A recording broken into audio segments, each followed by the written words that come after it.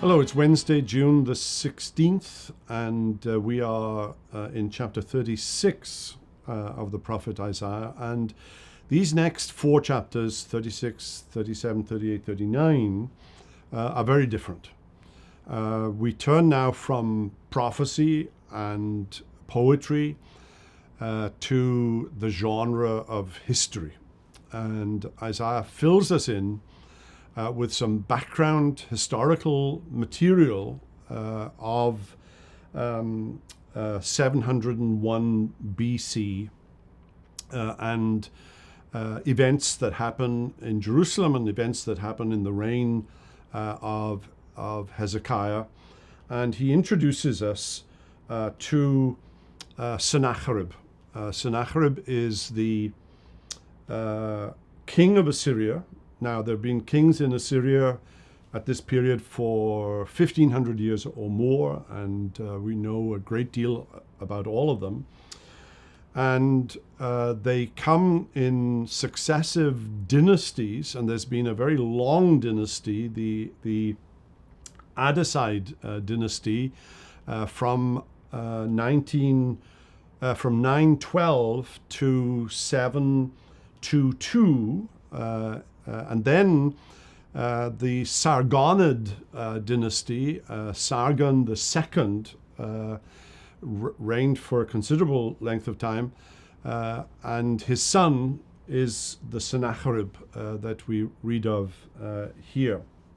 He reigned for almost 25 years, engaged in a long campaign in what we sometimes call the Levant in Palestine.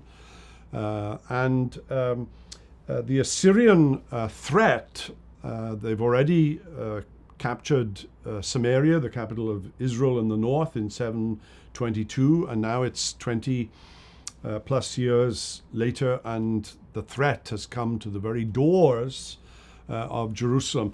Events in Jerusalem, the circumstances in Jerusalem would have been terrible. A siege, no food. There are hints, more than hints, in Chronicles of cannibalism within the city, and starvation, and so on.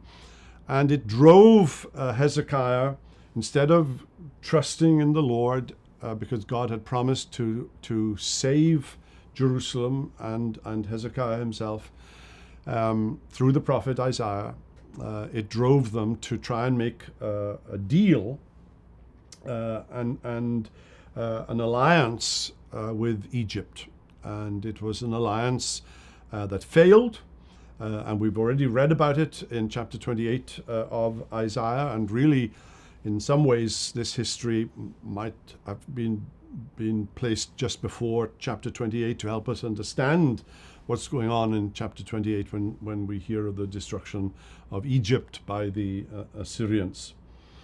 You read in this chapter, it would make a wonderful movie, the Rabshakeh. The Rabshakeh is an office. The cupbearer to the king of Assyria. Think of Nehemiah, for example. But at this period in Assyria, Nehemiah comes much later. In this period, in 701, the Rabshakeh is a military title, and he is the one reading out the threats of Sennacherib to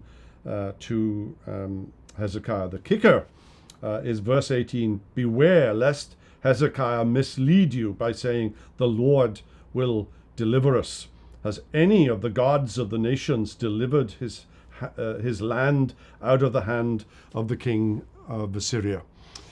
He's not only threatening Hezekiah, he is laying down the gauntlet against God himself. And that was a mighty mistake on Sennacherib's behalf. Well, swashbuckling stuff. Isaiah 36. Have a wonderful day.